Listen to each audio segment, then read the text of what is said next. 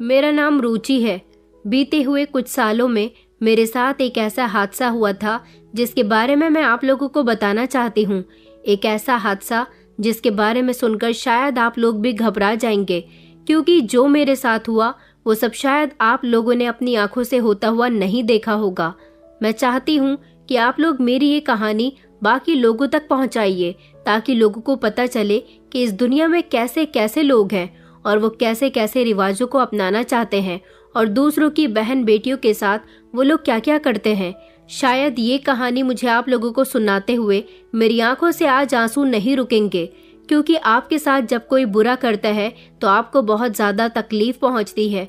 मुझे भी बहुत तकलीफ पहुंच रही थी। मैं मदद की पुकार लगा रही थी, मगर कोई मेरी सुनने वाला नहीं था।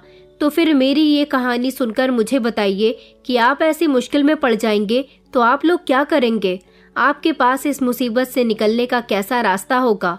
दोस्तों, कहानी में आगे बढ़ने से पहले अगर आपने हमारे चैनल को अभी तक सब्सक्राइब नहीं किया तो चैनल को सब्सक्राइब करें।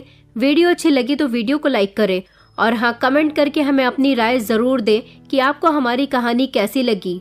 मैं दुल्हन बनी हुई थी, दुल्हन के कपड़े पहने हुई थी। हर लड़की की जब शादी होती है तो वो बहुत ही खुश होती है। अगर उसके दिल में कोई गम होता है तो वो गम होता है कि उसके माता पिता की जुदाई का। लेकिन मुझे ये शादी नहीं करनी थी। मैं नहीं चाहती थी ये शादी करना, मगर इस शादी को करना मेरी बहुत बड़ी मजबूरी थी। मैं काफी दिनों से लगातार रो रही थी, इसलिए अब मेरी आंखों से आंसू निकलने भी बंद हो गए थे। मुझे चिंता थी तो सिर्फ अपनी माँ और भाई की चिंता थी कि मेरे पीठ पीछे उनका ख्याल कौन रखेगा, क्योंकि मेरे पिता इस दुनिया में नहीं थे। मेरा एक छोटा भाई था, उसकी उम्र अभी कम थी, वो लगभग 12 साल की उम्र का था। शादी के बाद मैं एक ऐसी जगह जाने वाली थी जहाँ से कभी मैं वापस नहीं आती। ये बात तो ये लोग अच्छी तरह से जानते थे। फिलहाल मेरी शादी हो गई और मैं धीमे धीमे कदमों से वहां आकर खड़ी हो गई थी जहां पर मुझे नहीं खड़ा होना चाहिए था। एक ऐसी जगह जहां पर मेरी उससे मुलाकात हुई थी और तभी से वो मेरे पीछे पड़ गया था। क्या आप लोग जानना चाहेंगे कि वो कौन था? तो फिर ध्यान से मेरी कहानी सुनिए। मेरी जिंदगी बड़ी खुशहाल गुजर रही थी। मेरे साथ मेरी बूढ़ी माँ रहती थी। मेरी उम्र 24 साल थी। मेरी माँ चाहती थी कि वो मेरी शादी कर दे, मगर मैं अभी शादी नहीं करना चाहती थी। उनका कहना था कि तुम जवान हो रही हो और हमारे गांव में तो वैसे भी 20 साल की उम्र की लड़की की शादी कर दी जाती थी, मगर मैं ऐसे कैसे शादी कर सकती थी। मेरी माँ और छोटे भाई को अकेला छोड़कर मैं शादी करके अपनी ससुराल चली जाती तो उन लोगों का क्या होता। जब मैं 15 साल की थी तब मेरे पापा को एक खतरनाक बीमारी ने पकड़ लिया था, जिसकी वजह से उनकी तबीयत खराब रहने लगी थी और फिर एक दिन उनकी मौत हो गई। उनकी मौत पर मैं बहुत रोई थी, क्योंकि मैं काफी समझदार थी और मुझसे मेरे पिता जुदा हो गए थे। हम लोग गांव में रहते थे। ये हमारा बड़ा ही प्यारा और छोटा सा कम आबादी वाला और खूबसूरत सा गांव था। हमारे गांव की खूबसूरती तो आस पड़ोस के कई गांवों में मशहूर थी और इसी तरह खूबसूरत हमारे गांव का नाम था चंद्रपुर। हमारे गांव के लोग आपस में बड़ी मेल मोहब्बत के साथ रहा करते थे और हमारे इस छोटे से गांव में किसी चीज की कोई कमी नहीं थी। यहाँ खेती बाड़ी भी भरपूर हुआ करती थी, मगर हमारे गांव में ना तो अस्पताल था, ना स्कूल कॉलेज थे और ना ही पुलिस स्टेशन था। शायद हमारे गांव को लोग ज्यादा जानते नहीं थे और हमारे गांव के मुखिया जी ये चाहते भी नहीं थे कि शहर वालों की नजर हमारे गांव पर पड़े, क्योंकि कई सालों पहले हमारे गांव में एक बड़ा कंस्ट्रक्शन कंपनी का मालिक आया था जो हमारे गांव की इन जमीनों को खरीदना चाहता था। वो हमारे गांव में जमीनें खरीदकर उन पर अपना बिजनेस करना चाहता था। उसने हम गांव वालों को ऑफर दिया था कि हम आपके गांव में सारी सुविधाएं उपलब्ध करवा देंगे। आपको अपने छोटे छोटे कामों के लिए इतनी दूर शहर जाने की भी जरूरत नहीं होगी। आप हमें अपने गांव का आधा हिस्सा बेच दें ताकि हम वहां पर अपना प्लांट लगा सकें। मगर हमारे गांव के सरपंच जी ने पूरी पंचायत में बोल दिया था कि अगर गांव का कोई भी मेंबर इन शहरी लोगों की बातों में आ गया तो उसे गांव से निकाल दिया जाएगा। हम अपने गांव की खूबसूरती को खराब नहीं करेंगे, हम लोग इनके लालच में नहीं आएंगे। हालांकि सरपंच जी के समझाने के बावजूद भी गांव के कुछ लोग उनकी बातों में आ गए थे, मगर वक्त रहते उन्हें अकल आ गई थी, क्योंकि शहर के बड़े बड़े अमीर लोग हमारे गांव आकर हमें फालतू के ऑफर देते थे जिनको हम एक्सेप्ट कर लेते और फिर उससे क्या होता, हमारे गांव की खूबसूरती खराब हो जाती। क्या पता वो लोग हमसे झूठ बोल रहे होते। बस यही वजह थी कि सरपंच जी इन लोगों की बातों पर यकीन नहीं करना चाहते थे। वक्त रहते सबको अकल आ गई थी। सबने इस बात पर अटल फैसला कर लिया था कि कोई भी इन शहरी लोगों की बातों में नहीं आएगा, और वही हुआ था। सबने मिलकर शहर के उस अमीर आदमी को इतना परेशान किया और उससे साफ इनकार कर दिया कि वो हमारे गांव पर अपनी नजर न डाले। हमारे गांव की जमीन उसे नहीं मिल सकती। बस उसके बाद वो कभी हमारे गांव पलटा ही नहीं, और फिर किसी ने भी हमारे गांव पर नजर रखने की कोशिश नहीं की। हम तो जानते नहीं कि शहर के लोग कैसे होते हैं, कैसा उनका लाइफस्टाइल होता है, क्योंकि हम में से कोई भी शहर के लोगों जैसा नहीं बनना चाहता था। हमने सुना था कि शहर के लोग बड़े ही कठोर होते हैं। गरीब लोगों को तो शहर में कुछ भी नहीं माना जाता, और हम लोग तो बड़े ही सीधे साधे लोग थे। गरीब थे, मगर मेहनत मजदूरी करके अपनी जिंदगी को गुजार रहे थे। मेरे पिता नहीं थे तो क्या हुआ, मैं खेतों में जाकर गांव की बाकी औरतों के साथ खेती बाड़ी और मजदूरी किया करती थी। हमारे गांव में लड़कियां भी काम करती थी, और उन लड़कियों को काम करने पर खेतों में काफी सारे पैसे दिए जाते थे, क्योंकि जो काम गांव की औरतें किया करती थी वो काम गांव के मर्द नहीं कर पाते थे। गांव के मर्द ज्यादातर हमारे गांव में बने जंगलों में काम किया करते थे। जंगलों में औरतों का जाना ठीक नहीं था, क्योंकि वहां पर खूंखार जानवर आते जाते रहते थे। सुना था कि वहाँ एक अमीर आदमी ने अपना फार्म हाउस बनाया हुआ है, और वो फुल सिक्योरिटी के साथ उस जंगल के फार्म हाउस में रहता है। कभी कभी वो फार्म हाउस बंद भी रहता है। फिलहाल गांव की जिंदगी बहुत ही अच्छी होती है। अगर दिक्कत थी तो मुझे इस बात से थी कि मेरी माँ अपनी टांगों से लाचार थी। वो बचपन से ही पोलियो जैसी बीमारी का शिकार हो चुकी थी। मेरे पापा ने उनसे शादी कर ली थी क्योंकि वो उनसे प्यार करते थे, और दोनों के घर वालों ने भी एक दूसरे के लिए दोनों को पसंद कर लिया था। उसके बाद हम दोनों भाई बहन एक एक करके इस दुनिया में आए। यही तो वजह है कि मैं अपनी माँ को छोड़कर कहीं नहीं जाना चाहती। मेरे बाद मेरी माँ कैसे घर के काम किया करेगी, क्योंकि वो तो एक तरफ बैठी रहती है। मैं सुबह सुबह उठ जाती हूँ, खेतों में जाकर काम करती हूँ, और उसके बाद शाम तक खेतों से वापस आती हूँ, घर के सारे काम करती हूँ, और सबके लिए फिर खाना बनाती हूँ। खेतों में काम करने से मेरा पूरा शरीर दर्द करने लगता है। गाँव में एक लड़की थी छवि, जो हमारे गांव के किसान की बेटी थी। बहुत सुंदर थी। गांव के सारे ही लोग उसकी खूबसूरती की तारीफ किया करते थे, मगर बदकिस्मती से वो मेरी दोस्त बन गई थी। मेरी माँ मुझसे मना किया करती थी कि तू उससे दोस्ती मत कर, वो लड़की बहुत खूबसूरत है। गांव के न जाने कितने लड़के उसके आशिक होंगे, मगर मैं उसकी बातों को नहीं मानती थी। वो दिल की बहुत अच्छी थी। हमेशा मुझसे हंसकर बातें किया करती थी, मुझसे मेरे हालचाल पूछती रहती थी, और कई बार तो उसकी माँ ने अच्छा खाना बनाया तो वो मेरे लिए लेकर घर तक आ गई थी, तो उससे दोस्ती करना तो बनता था। उसके साथ मैं अच्छा वक्त गुजारा करती थी। वैसे तो मैं भी कोई कम खूबसूरत नहीं थी, छवि की ही टक्कर की थी। लोग मुझे भी बेहद पसंद किया करते थे, मेरी खूबसूरती की तारीफ करते थे, और छवि को लगता था कि इस पूरे गाँव में वही एक खूबसूरत लड़की है।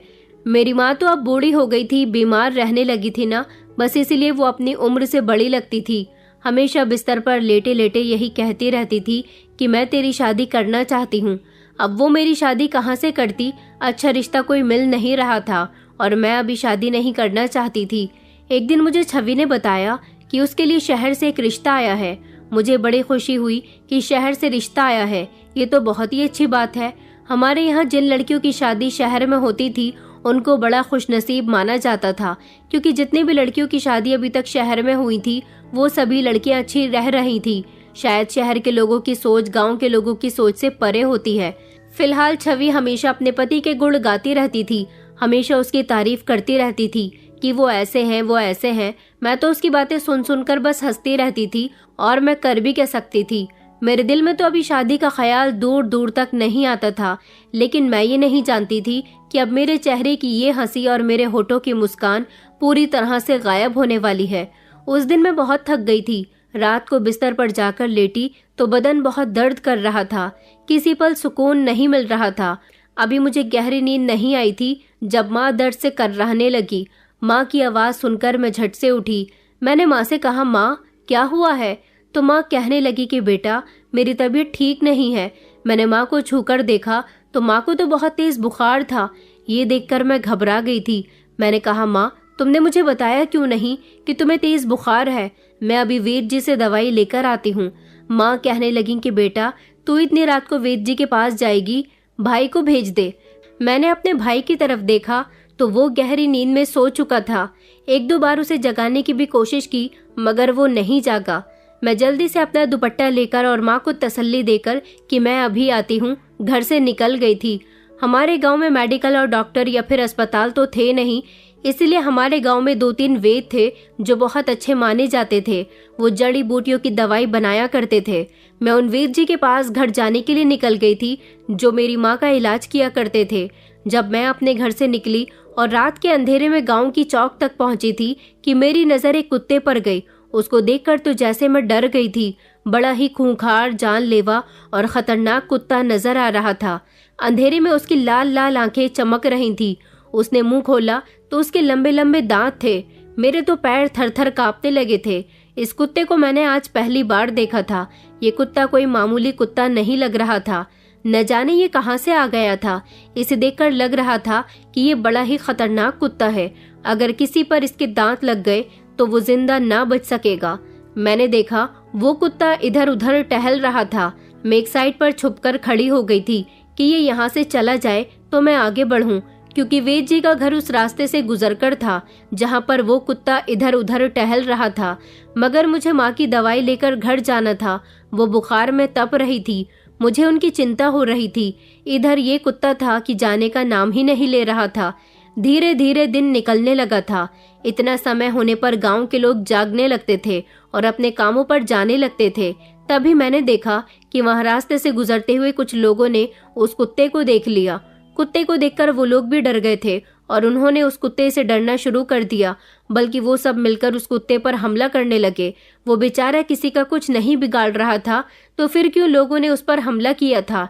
शायद वो जहां से आया था वहां से वो रास्ता भटक गया था, मगर इन लोगों ने उसको मार मार कर घायल कर दिया था और फिर वो लोग वहां से चले गए थे। वो दिखने में इतना ताकतवर कुत्ता था, फिर भी उसने पलटकर उन लोगों पर हमला नहीं किया। फिर भी इन लोगों ने उस बेचारे के साथ बहुत बुरा किया था। वो दर्द से तड़प रहा था। उसके एक पैर पर इतनी जोर से ईंट मारी थी कि उसके पैर पर जख्म हो गया था और उसमें से खून भी निकल रहा था। वो बेहोशी जैसी हालत में था। मैं उसके करीब गई। मैंने झट से अपना दुपट्टा लिया और उसका खून साफ करने लगी। मैंने उसके जख्म पर अपना दुपट्टा बांध दिया था। वो धीमे धीमे आंखें खोलकर मुझे देख रहा था। उन लोगों ने सच में उसके साथ बहुत बुरा किया था। मुझे माँ की दवाई लाने में बहुत देर हो रही थी, इसलिए मैं उसे गंभीर हालत में ही छोड़कर वैद्य जी के घर चली गई थी, क्योंकि पहले ही मुझे काफी देर हो चुकी थी। मैं जब घर दवाई लेकर आई तो माँ कहने लगी कि बेटा तू कहाँ रह गई थी, मैं कब से तेरा इंतजार कर रही हूँ। मैंने माँ को उस कुत्ते के बारे में बता दिया था। माँ कहने लगी कि तुझे उस कुत्ते के करीब नहीं जाना चाहिए था। अगर वो खूंखार कुत्ता था तो तुझे भी तो नुकसान पहुंचा सकता था। मैंने अपनी माँ से कहा, माँ वो बहुत गंभीर हालत में था, भला वो ऐसी हालत में मुझे क्या नुकसान पहुंचाता। लेकिन एक अजीब बात ये थी कि जब मैं दवाई लेकर उसी रास्ते पर वापस आई तो वो कुत्ता मुझे कहीं नजर नहीं आया था। शायद वो अपनी जगह वापस चला गया था जहाँ से वो आया था। वो दिन तो जैसे तैसे निकल गया था। मेरी माँ की तबीयत में भी कुछ सुधार आया था। उस दिन मैं खेतों में काम करने के लिए नहीं गई थी, क्योंकि माँ की तबीयत की वजह से मैं काफी परेशान थी। पिछली एक रात में सो नहीं सकी थी, इसलिए दूसरी रात मुझे बड़ी गहरी नींद आई थी। 2-3 दिन इसी तरह से गुजर गए थे। उन दिनों बड़ी गर्मी हो रही थी। रात के समय भी बिस्तर पर लेटने के बाद सुकून नहीं मिल रहा था, क्योंकि बहुत ज्यादा गर्मी थी। माँ और भाई तो सो चुके थे, मगर मैं जाग रही थी। उस समय ज्यादा रात नहीं हुई थी, लेकिन गांव के लोग जल्दी सो जाते थे और सुबह सवेरे जल्दी उठ भी जाते थे।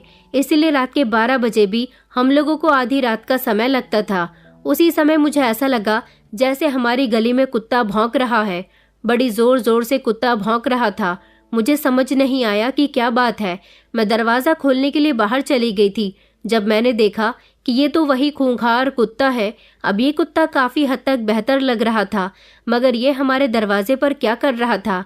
शायद इसने मुझे यहाँ आते हुए देख लिया होगा, क्योंकि आज जब मैं खेतों में काम करके वापस आ रही थी तो गांव में कुछ लोगों को मैंने बातें करते हुए सुना था कि हमारे गांव में एक ऐसा कुत्ता आ गया है जो बड़ा ही खतरनाक है, और ये कुत्ता हमारे गांव का नहीं है, क्योंकि नॉर्मली हमारे गांव में जैसे कुत्ते होते थे वो उनसे बिल्कुल अलग था।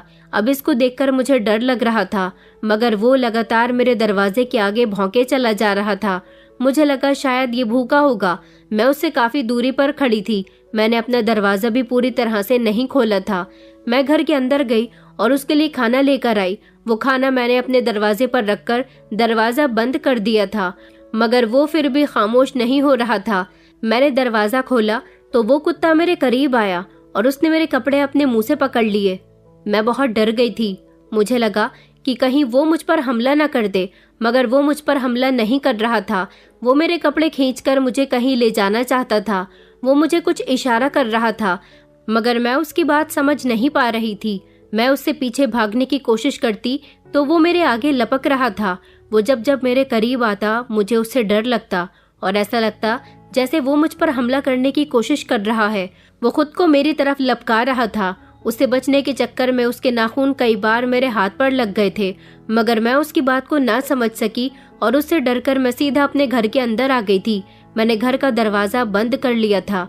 काफ़ी देर तक वो कुत्ता बाहर भौंकता रहा था और उसके शोर से आस पड़ोस के लोग भी उठकर बैठ गए थे, जिनको उससे बहुत दिक्कत हो रही थी। मगर वो था कि वहाँ से जाने का नाम ही नहीं ले रहा था। अगले दिन जब छवि ने मेरे हाथों पर कुत्ते के नाखूनों के निशान देखे तो वो कुछ और ही समझ बैठी थी। उसने मुझे बड़े गौर से देखा था और वो मुझसे कहने लगी, ये निशान तुम्हारे हाथों पर कैसे आए? कुत्ते के लपकने की वजह से उसके नाखूनों के कुछ निशान मेरी गर्दन पर भी आ गए थे। मैंने उसे उस कुत्ते के बारे में जब बताया तो वो हैरान रह गई, मगर वो भी मुझे कुछ परेशान नजर आ रही थी। मैंने उससे पूछा कि तुम क्यों परेशान हो? तो उसने बताया कि मेरा शहर से रिश्ता खत्म हो गया।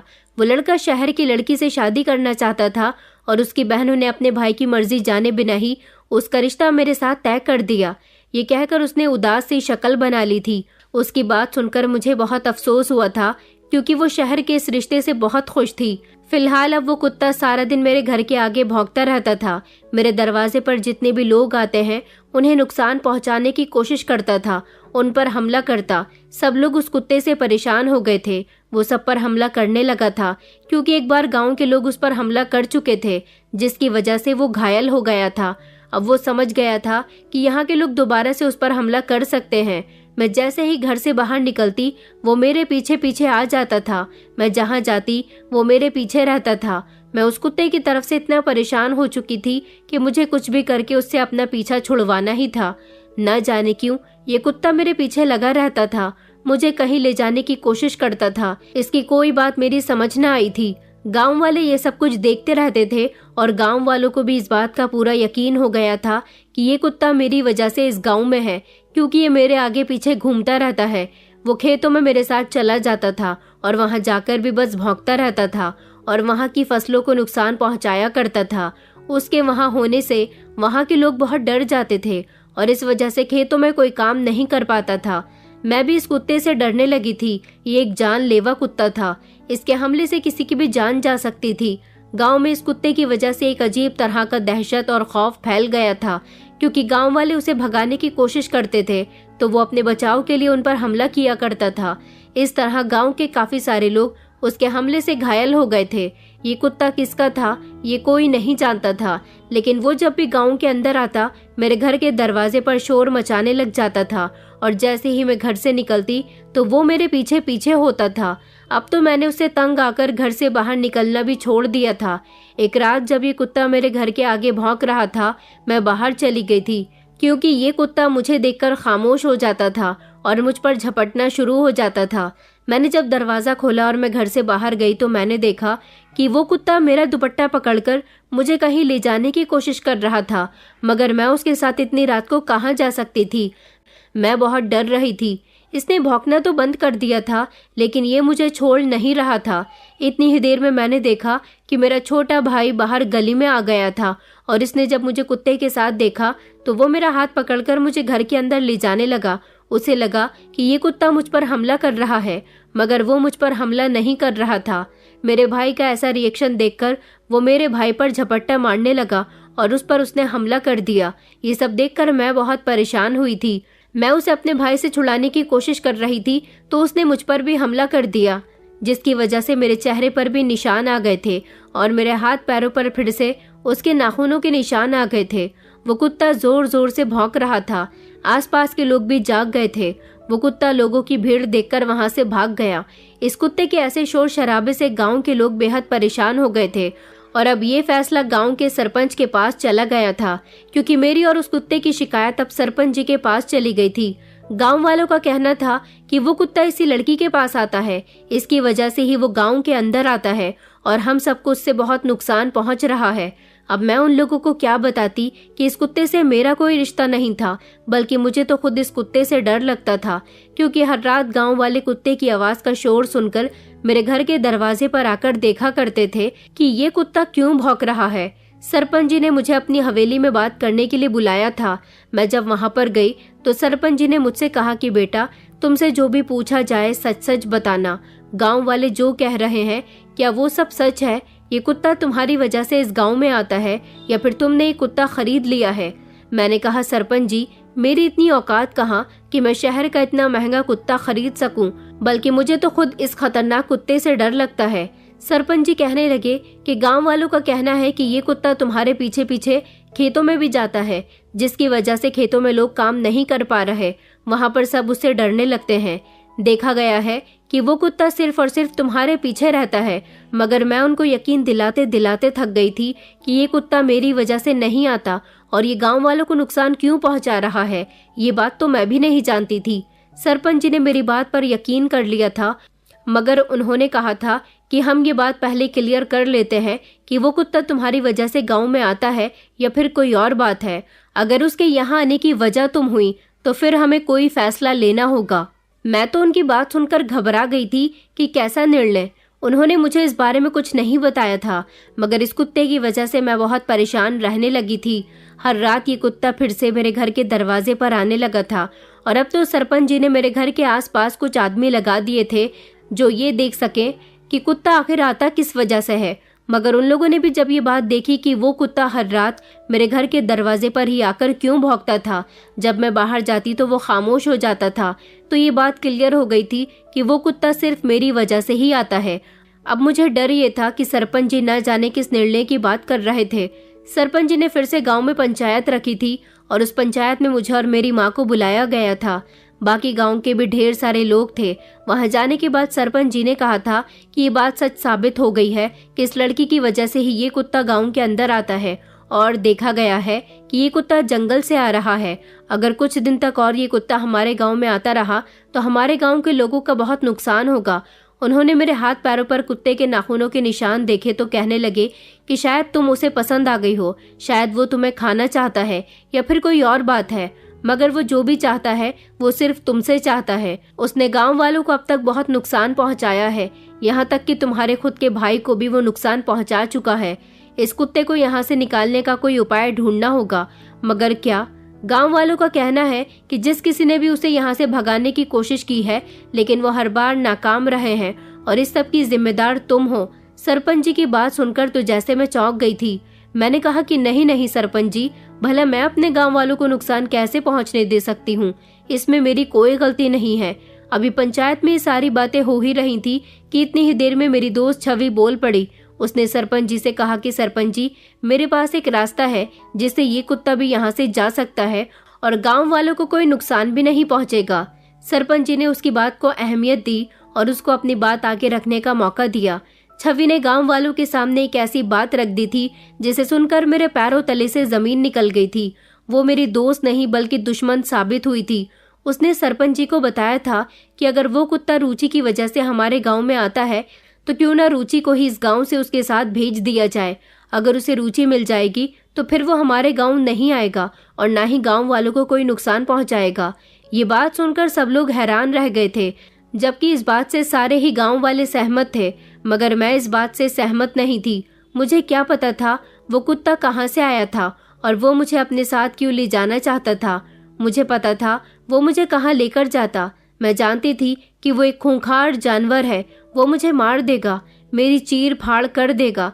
मेरी माँ ने जब ये बात सुनी तो उन्होंने भरी पंचायत में चीखना चिल्लाना शुरू कर दिया। वो रोने लगी और कहने लगी कि नहीं, मेरी बेटी उस कुत्ते के साथ नहीं जाएगी। इतने में ही छवि की माँ बोल पड़ी थी। उन्होंने सरपंच जी से कहा कि सरपंच जी, क्या आप ये नहीं जानते कि पिछले 20 साल पहले हमारे गांव में एक चीता घुस आया था और उस चीते ने भी हमारे गांव के लोगों को बहुत परेशान किया था। उसने तो हमारे खेतों की फसल तक बर्बाद कर दी थी, जिसकी वजह से हम गांव वालों को कितने सालों तक परेशानी का सामना करना पड़ा था। और आप जानते हैं कि वो चीता हमारे गांव की एक बूढ़ी औरत के पीछे पड़ गया था। वो उसे खाना चाहता था और जब तक उसने उस बूढ़ी औरत को खा नहीं लिया था तब तक उसे सुकून नहीं मिला था। हालांकि उस बूढ़ी औरत की लाश गांव के जंगल में पड़ी हुई मिली थी, मगर उस दिन के बाद से वो चीता कभी यहाँ वापस नहीं आया। तब से लेकर आज तक हम लोग सुकून की जिंदगी गुजार रहे हैं। उस बूढ़ी औरत की शादी जब चीते के साथ करवा दी गई तभी वो सुकून से बैठा था, क्योंकि वो औरत शादी करने के बाद उस चीते के साथ चली गई थी। अब भी आपको यही रास्ता अपनाना पड़ेगा। इस लड़की की शादी अगर उस कुत्ते के साथ कर दी जाए तो वो कुत्ता भी कभी हमारे गांव वापस नहीं आएगा। ये बात सुनकर मैंने रोना शुरू कर दिया। मैं कहने लगी कि नहीं, आप लोग ये क्या कह रहे हैं, ये सब मनगढ़ंत बातें हैं। आप लोगों को इन बातों पर विश्वास नहीं करना चाहिए। मेरी माँ भी रोते रोते यही कह रही थी कि वो एक जानवर है और आप लोग चाहते हैं कि मेरी बेटी की शादी किसी जानवर के साथ हो जाए, वो उसे ले जाए और वो उसे जान से मार दे। तो इस बात पर सरपंच जी कहने लगे कि अगर तुम्हारी बेटी की जान जाती है तो चली जाए, क्योंकि एक जान जाने से अगर हजारों लोगों की जान बचती है तो इसमें कोई बड़ी बात नहीं है। ये कुत्ता अगर बार बार हमारे गांव में आता रहा तो गांव वालों को और ज्यादा परेशानी होने लगेगी। इसलिए बेहतर यही होगा कि हम 20 साल पुरानी प्रथा को अपनाकर इस लड़की की शादी उस कुत्ते के साथ कर देंगे, क्योंकि उस जानवर से पीछा छुड़ाने का हमारे पास सिर्फ एक यही रास्ता है। मुझे छवि और उसकी माँ पर बहुत गुस्सा आया था कि उन्हें ये प्रथा गांव वालों को और सरपंच को याद दिलाने की क्या जरूरत थी। छवि मेरी दोस्त थी, उसने मेरे साथ दुश्मनों जैसा व्यवहार क्यों किया था? उसे तो इस समय अपनी दोस्ती निभानी चाहिए थी और मुझे बचाना चाहिए था। उस दिन के बाद से छवि मुझसे अलग अलग रहने लगी थी। मैं छवि के घर गई और उससे मैंने पूछ ही लिया कि आखिर तुमने ये सब कुछ क्यों किया? तुम तो मेरी दोस्त थी ना, तुम्हें ये सब करने की क्या जरूरत थी? छवि कहने लगी कि मेरा शहर वाले लड़के से रिश्ता खत्म हो गया था, लेकिन अब मेरा गांव की ही एक लड़की के साथ रिश्ता चल रहा था। मगर उसकी माँ का कहना था कि वो अपने बेटे के लिए तुम्हारे घर रिश्ता लेकर आना चाहती थी। उन्होंने तुम्हें खेतों में काम करते हुए देख लिया था और तुम उन्हें पसंद आ गई थी, क्योंकि तुम भी खूबसूरत हो। मेरी माँ ने बड़ी मुश्किल से उनको समझाया कि तुम कैरेक्टर की अच्छी नहीं हो। मैं इतनी खूबसूरत थी, फिर भी उसने मेरा रिश्ता देने से इनकार कर दिया। उस लड़के की माँ का कहना है कि तुम बहुत मेहनती और शरीफ लड़की हो, वो तुम्हें ही अपने घर की बहू बनाएगी। इसका बेटा बहुत अच्छा है और शहर से पढ़ लिख कर आया है। मेरी माँ चाहती थी कि मेरी शादी कुछ भी करके इसी लड़के के साथ हो जाए और मैं भी यही चाहती थी। इसलिए आज पंचायत में मैं बोल पड़ी ताकि उस लड़के की माँ का इरादा भी तुम्हें अपने घर की बहू बनाने से बदल जाए। अब जैसा कि इस गांव में वो कुत्ता सिर्फ तुम्हारी वजह से आता है, ये बात सब लोगों को पता हो गई, तो अब वो औरत तुम्हें कभी भी अपने घर की बहू नहीं बनाएगी। वो तो समझ जाएगी कि तुम जब शादी करके उसके घर जाओगी तो वो कुत्ता भी वहां आएगा और उसके घर वालों को, यहाँ तक कि उसके बेटे को भी वो नुकसान पहुंचाएगा। इस हादसे के बाद तो तुम्हारी शादी उस लड़की के साथ क्या किसी के साथ भी नहीं हो सकेगी। उसकी माँ ने मेरी माँ से मेरा रिश्ता मांग लिया है अपने बेटे के लिए। उसके बेटे की पत्नी तो मैं बनकर ही रहूंगी। ये कहकर छवि जोर जोर से हंसने लगी थी। मेरी माँ ठीक कहती थी कि छवि कैरेक्टर की ठीक नहीं है, वो हर मर्द पर गंदी नजर डालती है। खूबसूरत है इसलिए तो अपनी खूबसूरती का फायदा उठाती है। उसका रिश्ता एक जगह से खत्म क्या हो गया तो वो दूसरी जगह से अपनी किस्मत आजमाना चाहती थी। जो औरत मेरे घर रिश्ता लेकर आने वाली थी वो चाहती थी कि वो औरत मेरा रिश्ता ना लेकर आए, बल्कि छवि को अपने बेटे की पत्नी बना ले। छवि कितनी मतलबी लड़की थी और उसके इस मतलब में उसकी माँ भी उसका पूरा पूरा साथ दे रही थी। दोस्त ने ही दोस्त की पीठ पर वार किया था। मुझसे ये सब कुछ बर्दाश्त न हो सका था। गांव के सरपंच का कहना था कि कल तुम्हारी शादी है, इस शादी के लिए तैयार रहना। मगर मैं रो रो कर उनसे कह रही थी कि प्लीज मेरे साथ ऐसा मत करो। गांव वालों ने कहा था कि अगर तुम कुत्ते के साथ शादी करने पर राजी न हुई और उसके साथ नहीं गई तो फिर तुम्हारे साथ वो होगा जिसके बारे में तुमने कभी सोचा भी नहीं होगा। हम ये सब कुछ गांव के लोगों की भलाई के लिए ही तो कर रहे हैं, और अगर तुम्हारी अकेली की वजह से पूरे गांव का भला होता है तो फिर तुम्हारे साथ जो हम कर रहे हैं वो ठीक कर रहे हैं। गांव वालों ने मेरी माँ से कहा था कि तुम्हारी बेटी अगर उस कुत्ते के साथ नहीं गई और वापस आ गई तो तुम्हारे और तुम्हारे बेटे के साथ भी अच्छा नहीं होगा। तुम्हें इस गांव से निकाल दिया जाएगा और इस गांव में वापस तुम लोगों के लौटने का कोई दूसरा रास्ता नहीं होगा। तुम्हें इस गांव के अंदर रहने भी नहीं दिया जाएगा और तुम्हारा सारा सामान भी जब्त कर लिया जाएगा। ये सब सुनकर तो मैं फूट फूट कर रोने लगी थी। मेरा भाई, मेरी माँ और मेरा तो रो रो कर बुरा हाल हो चुका था, मगर हमारी कोई सुनने वाला नहीं था। जबरदस्ती मुझे दुल्हन बना दिया गया था। मेरी माँ जोर जोर से चीख रही थी और कह रही थी कि मेरी बेटी उस जानवर के पास जाएगी तो वो उसे जान से मार डालेगा। मेरी बेटी ही तो मेरा इकलौता सहारा है, मेरी बेटी को कोई तो बचाओ। मगर मुझे कोई भी बचाने के लिए नहीं आया था। सब यही चाहते थे कि मैं यहाँ से चली जाऊं। मुझे दुल्हन बनाकर उसके साथ विदा करने की पूरी तैयारी कर दी गई थी। ये बात सब लोग अच्छे से जानते थे कि वो कुत्ता रात के समय मेरे घर के दरवाजे पर आया करता था, इसलिए मुझे रात को दुल्हन बना दिया गया था। मुझे सबसे ज्यादा फिक्र अपनी माँ और भाई की हो रही थी कि मेरे जाने के बाद उनका ख्याल कौन रखेगा।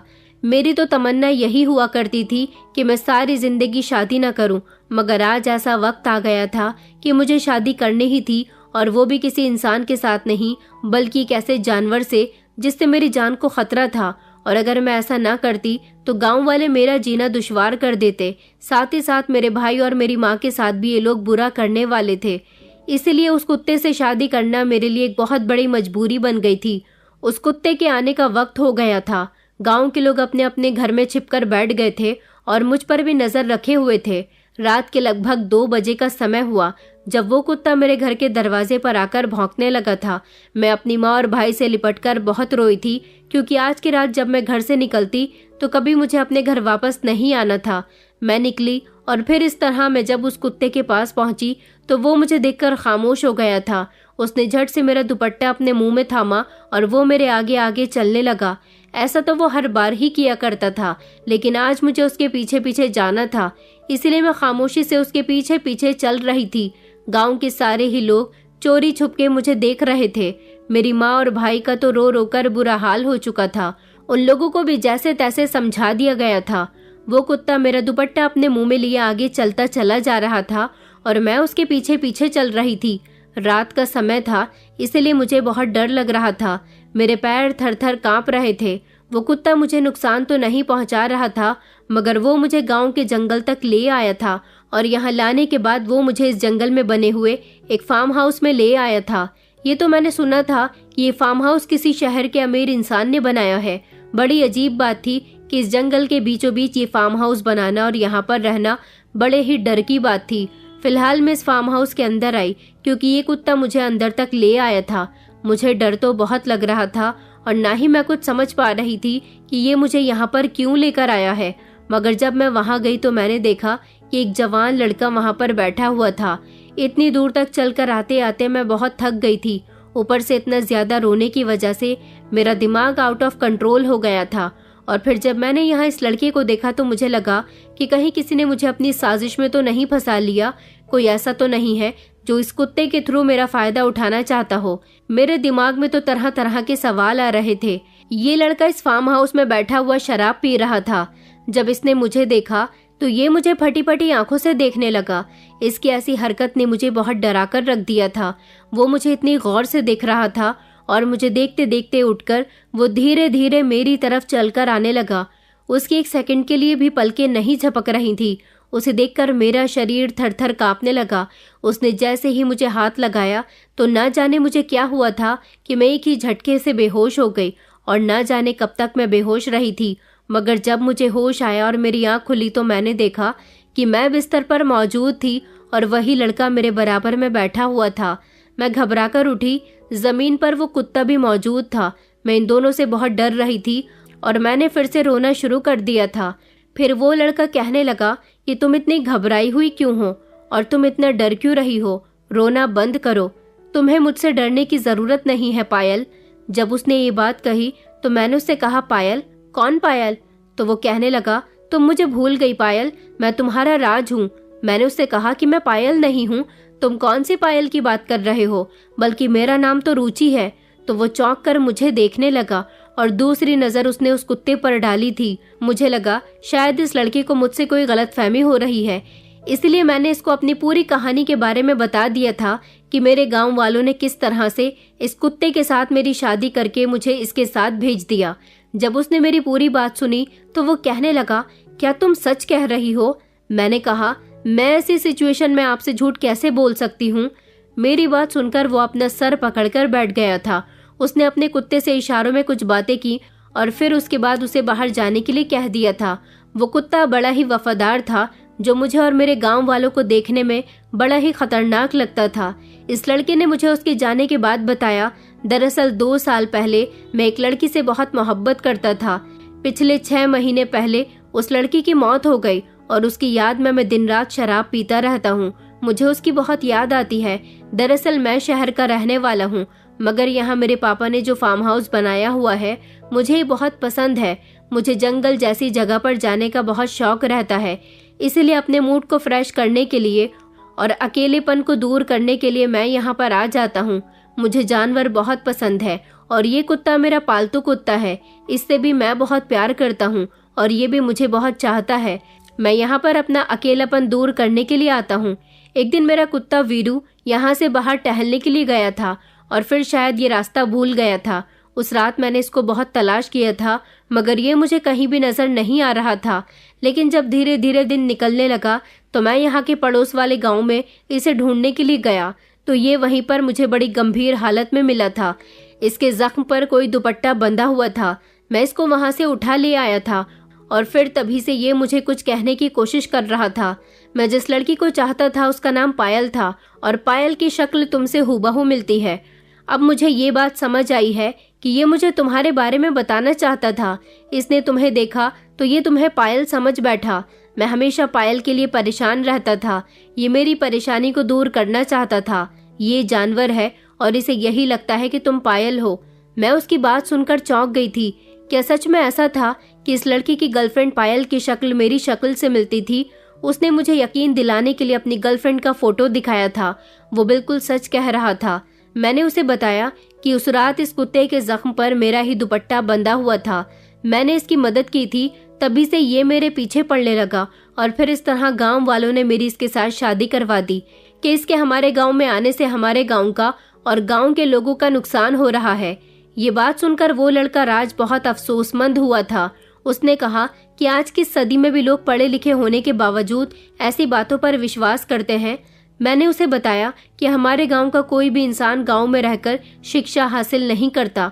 कुछ लोग शहर जाकर पढ़ लिख कर आ जाते हैं, क्योंकि हमारे गांव में किसी भी स्कूल अस्पताल जैसी व्यवस्था नहीं है।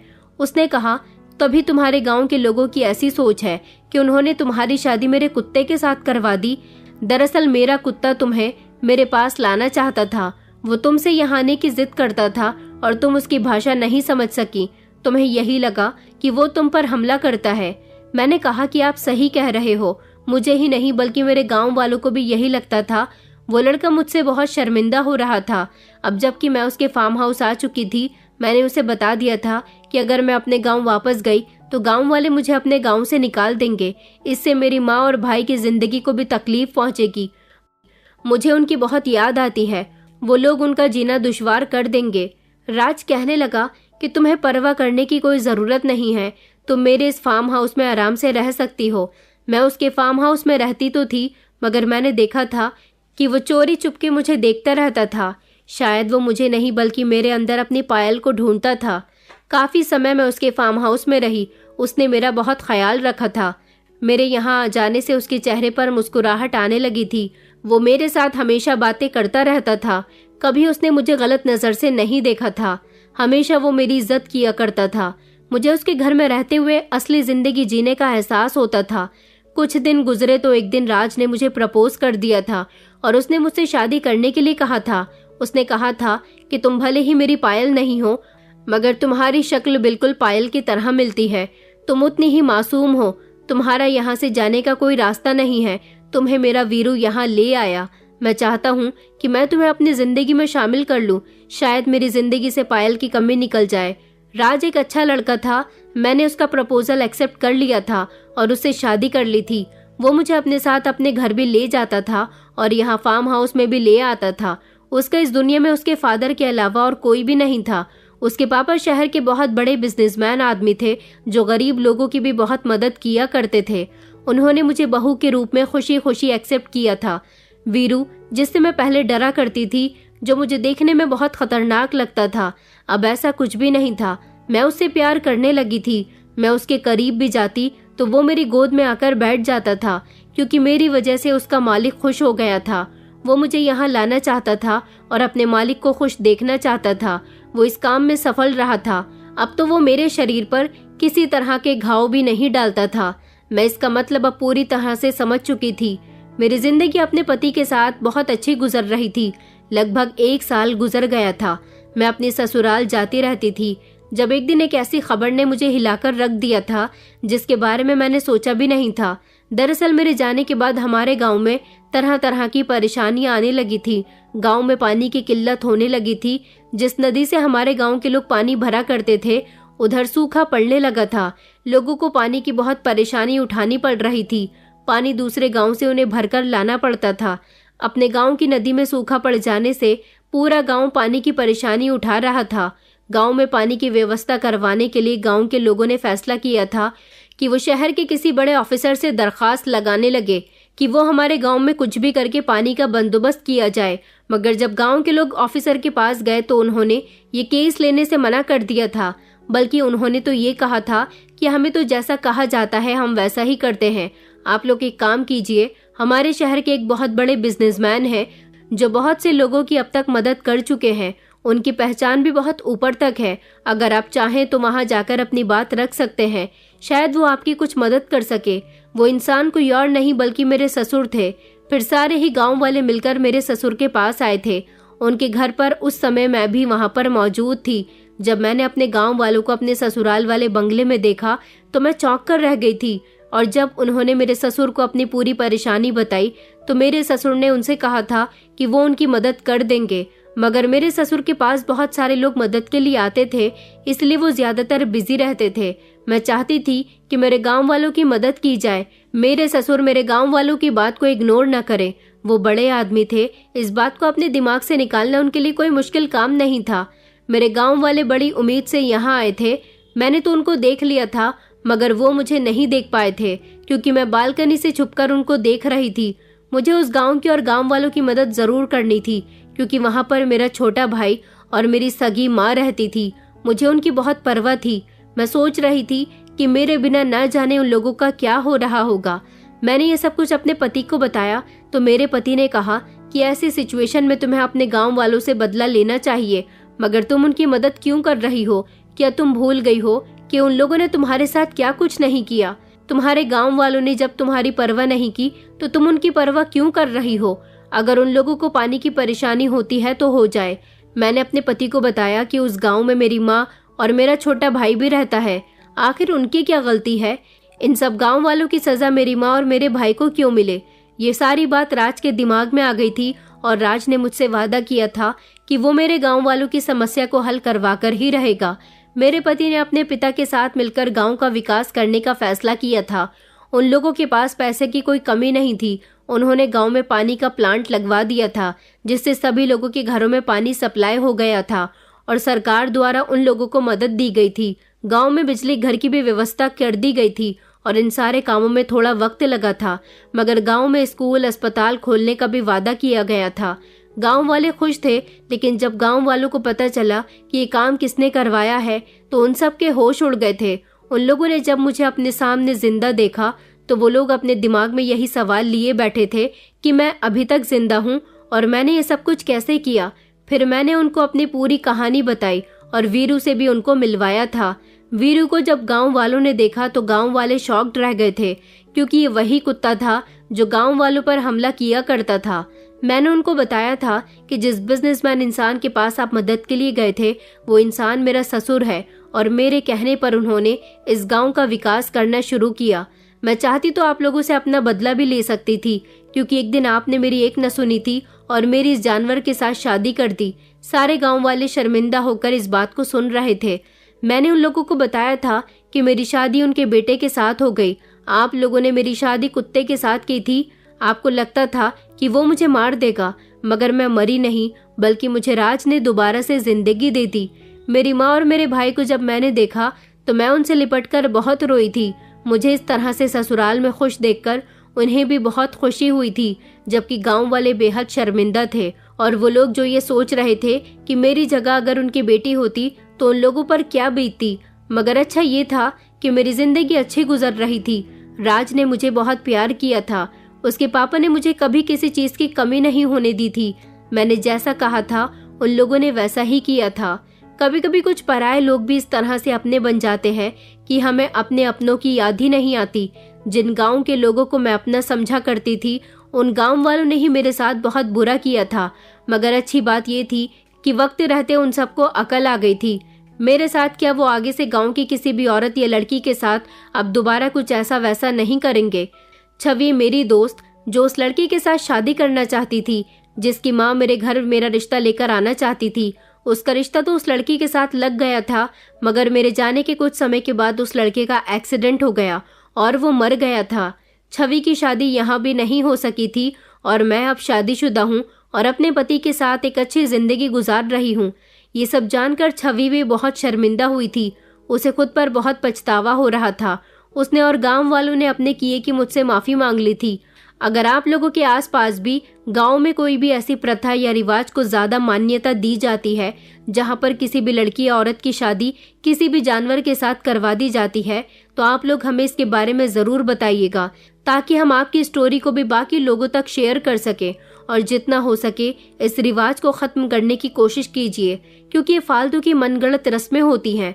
मेरे गांव में सरपंच जी, जो गांव के सरपंच बनते थे, उन्हें लगता था कि वो गांव के बहुत अच्छे फैसले करते हैं। लेकिन जब गांव में पानी खत्म हुआ और उनकी मदद किसी भी बड़े आदमी ने नहीं की, तो उनकी सरपंचगिरी किसी काम नहीं आई थी। अगर उनके काम आया था तो वो उनके गांव की वही बेटी थी जिसके साथ उन्होंने बहुत गलत किया था। अगर मैं गांव के लोगों की मदद ना करती तो शायद आज गांव वाले प्यासे मर रहे होते। गांव वाले आज भी मेरे शुक्रगुजार हैं और वो अपनी गलती के लिए मुझसे माफी मांगते हैं। वो लोग मेरी बहुत इज्जत करते हैं। मैं अपनी माँ और भाई को लेकर अपने पति के साथ शहर में शिफ्ट हो गई हूँ। वीरू को मैं बिल्कुल अपने बेटे जैसा मानती हूँ।